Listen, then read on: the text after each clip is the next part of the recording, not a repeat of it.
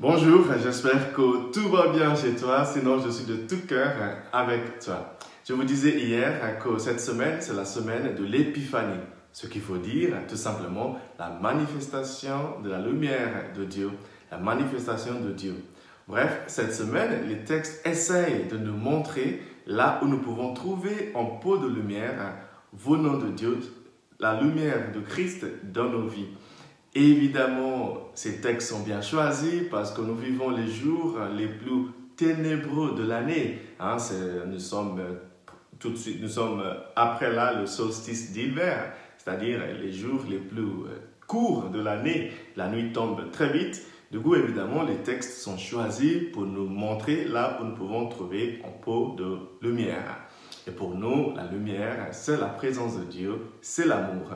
La première lecture de ce matin, le premier texte qui nous est proposé, vient de la première lettre de Saint Jean qu'il a écrit vers la fin du 1er siècle aux chrétiens peureux, aux chrétiens persécutés, pour leur montrer là où ils peuvent trouver Dieu, là où ils peuvent trouver un pot de lumière. Et pour Jean, ces trois choses sont exactement la même chose. Et je crois que pour nous aussi, la lumière, la présence de Dieu et l'amour. Jean nous dit ce matin, bien-aimés, aimons-nous les uns les autres, puisque l'amour vient de Dieu. Celui qui aime est né de Dieu et il connaît Dieu. Celui qui n'aime pas n'a pas connu Dieu, car Dieu est amour. Dieu est amour. Pour Jean, on n'a pas à chercher midi 14h, chercher où trouver Dieu. Dieu est amour. Pour lui, il n'y a pas de différence à faire entre la présence de l'amour et la présence de Dieu ou la présence de la lumière de Christ. Tout ça, c'est exactement la même chose. C'était la même chose pour les premiers chrétiens et je crois que pour nous aussi, c'est toujours la même chose. Mais concrètement, comment pouvons-nous montrer la présence de Dieu au monde? Comment pouvons-nous montrer l'amour, un pot de lumière dans ces jours ténébreux au monde? Eh bien, dans l'évangile d'aujourd'hui, Saint Matthieu nous donne l'exemple de Jésus. L'évangile s'élance à Matthieu, chapitre 6, de versets 34 à 44. Dans ce texte-là, les gens, évidemment, vivaient un moment ténébreux, un moment difficile. Ils avaient faim, ils étaient déprimés, tout allait mal.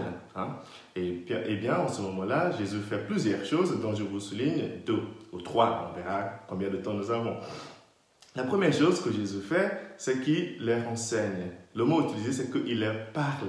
La parole n'est pas juste simplement le fait de râler. La parole, c'est le fait de parler et d'écouter. Bref, il y a une différence à faire entre râler et parler. Jésus leur parle, il les écoute. Et en leur parlant longuement, ils réalisent qu'ils avaient faim.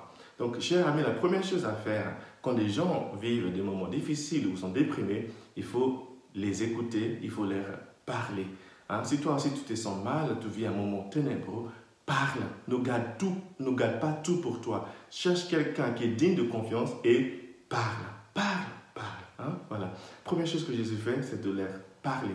La deuxième chose qu'il fait, c'est de demander à ses disciples de participer parce que ses disciples disent, ils ont faim, on n'a pas assez à manger, on n'a pas assez à leur donner. Il a dit, participez à votre mesure, participez en mesure de vos possibilités, donnez-leur quelque chose à manger vous-même. Donc, parlez, participez. Si chacun apporte un peu de sa lumière, notre monde est plus éclairé. Et évidemment, il y avait Jésus qui prend les 5 pains et les 2 poissons qu'ils avaient. C'était tout ce qu'ils avaient pour participer, mais Jésus le prend et rend grâce. Il ne faut jamais oublier la gratitude. Et après cela, il partage ces 5 pains et 2 poissons avec la multitude. Le partage.